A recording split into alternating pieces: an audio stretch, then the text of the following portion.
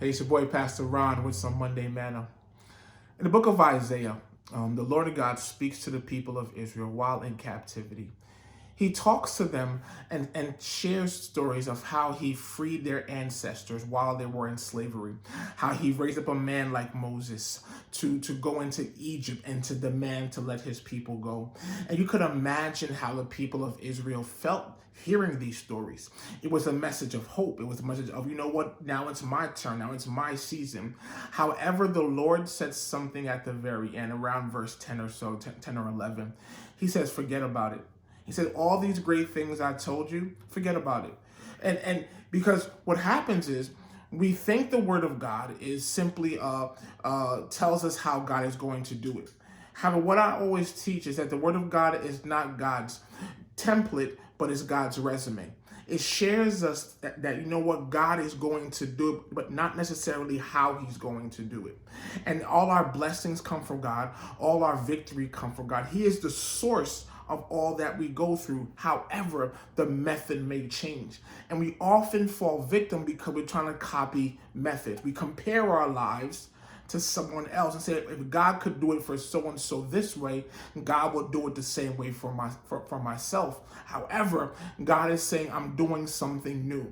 This is why it's important for us to have a life of prayer, because staying in communication with God could also understand the way God moves and understand what God is doing. So let's not stay so focused on a process, but get focused on the source of that process, which is God, and say, God, what are you doing in this season? Furthermore, in this story, you see how God told them to let go of something that is good. When we think about letting go, we think about letting go of things that are bad, of unforgiveness, of pain, of hurt. But God, in this instance, is saying, listen, I want you to let go of something that has worked. I want you to let go of something that is good. Do you have the ability to say, God, I know it's working for me now. I know it feels good, but I'm still willing to let go of that for you?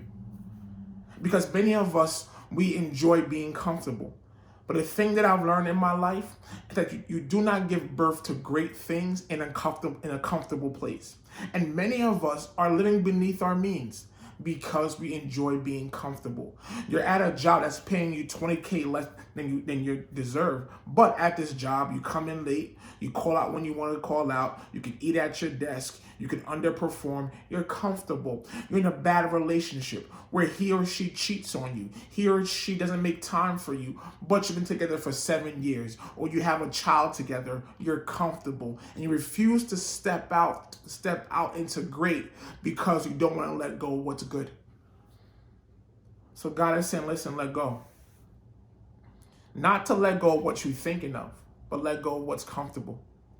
Let go of what has worked. Because just because it worked for you in a particular season, don't mean that God's trying to use it in this season. It's God telling you to move. It's God telling you, listen, you know, it's time for a new job. It's God saying, listen, get out of what you're comfortable doing. Because this, for me, doing these videos is not something I'm comfortable doing. If you ask my wife, I don't like doing this, but God said, God is pushing me throughout this pandemic, throughout 2020, is pushing me to get out of my comfort zone. I know it's scary, but it's necessary. And this is your Monday Manna. God bless you. I love you guys. Have a great week.